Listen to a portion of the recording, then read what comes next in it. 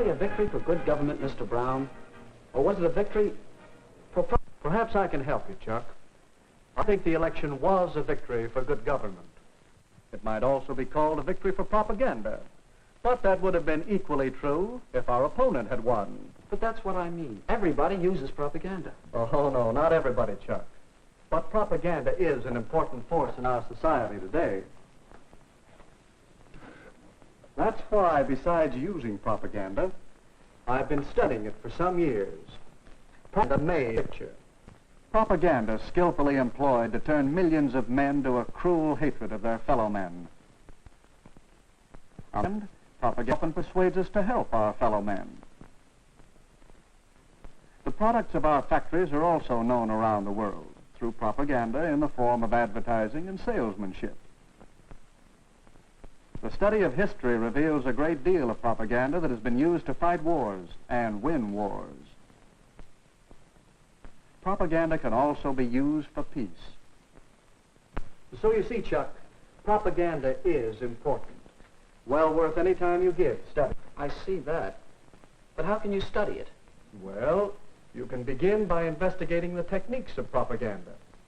Here, I've listed some of the main ones.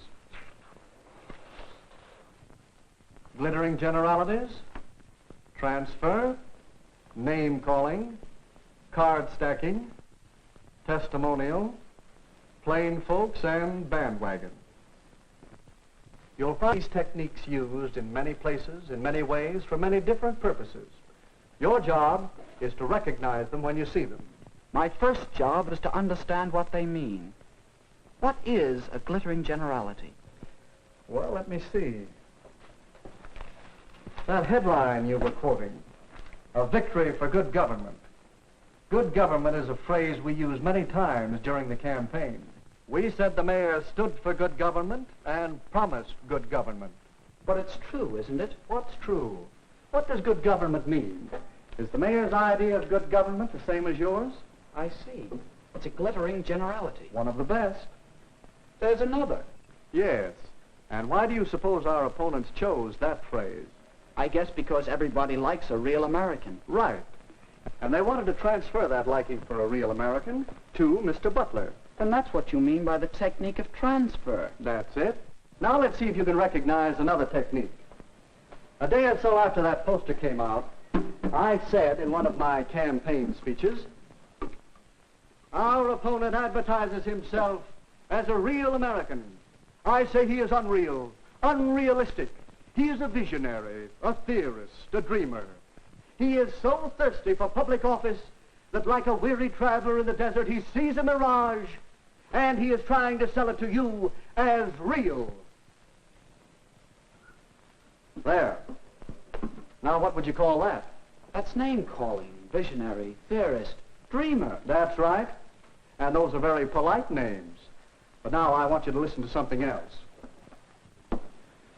For my collection of propaganda materials, I've made a special record of part of one of Mr. Butler's radio speeches. Mayor Cooper asks that he be judged by his performance in office. Very well. Let's ask him who was mayor when the municipal waterworks fell into such a state of disrepair that the whole town was without water for 2 days. Let's ask him. But no, let's not. It might embarrass him. You recognize the technique? No, I don't. It's a tricky one. Is it true about the waterworks? Partly true. That's what we call card stacking.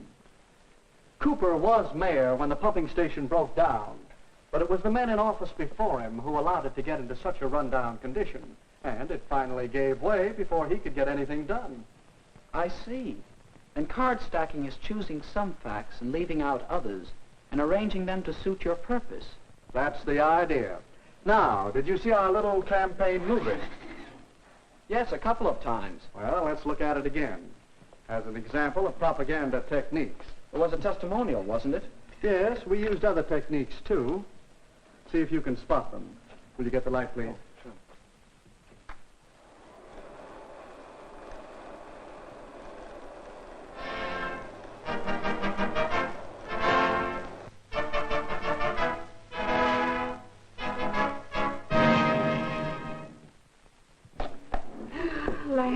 aches.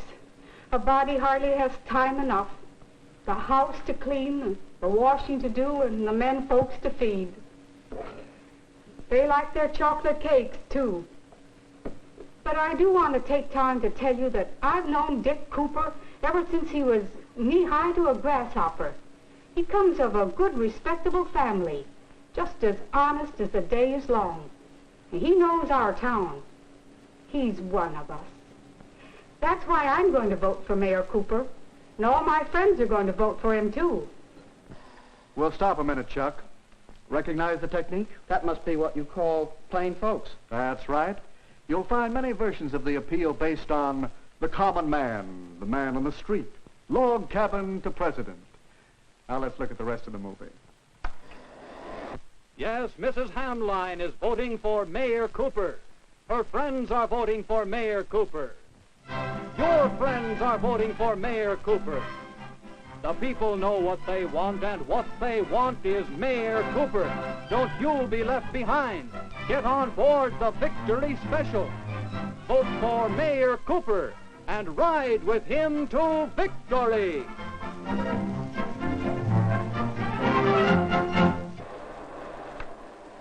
That ending's easy to spot. It's the bandwagon. Yes, the propaganda we've been talking about is easy to detect. But a great deal of propaganda is much more hidden, much harder to detect. That's what's bothering me.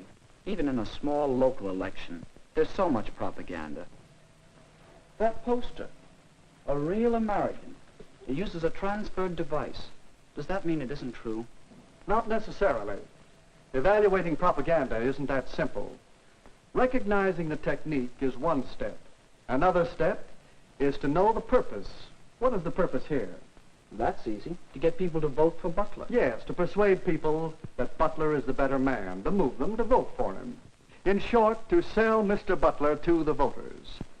You'll find that the purpose of most propaganda is to persuade people to believe something, to do something, or to buy something. All right. But it still doesn't answer my question. No. Your next step, and it's a big one, is to get the facts. Well, is he a real American? Howard Butler was born in this country. He obeys its laws. He's a good citizen. Yes, he is a real American. The same can be said for Richard Cooper. So ask yourself whether the facts support the purpose. Do they support the transfer of feeling from real American to Mr. Butler over Mr. Cooper? No, I guess not. Well, that's your fourth step. Weigh the facts against the purpose and the technique. I think I understand. To know whether propaganda is good or not, whether it's true or not, I should know the purpose, recognize the technique, get the facts, and judge the purpose and technique by the facts. But when you want the facts about live political battle, don't come to a campaign manager. I might do it at that. But I will also go and see your opposition. Well, that's all right. Whenever you're tracking down propaganda, get as many different points of view as you can. Do you know something? What?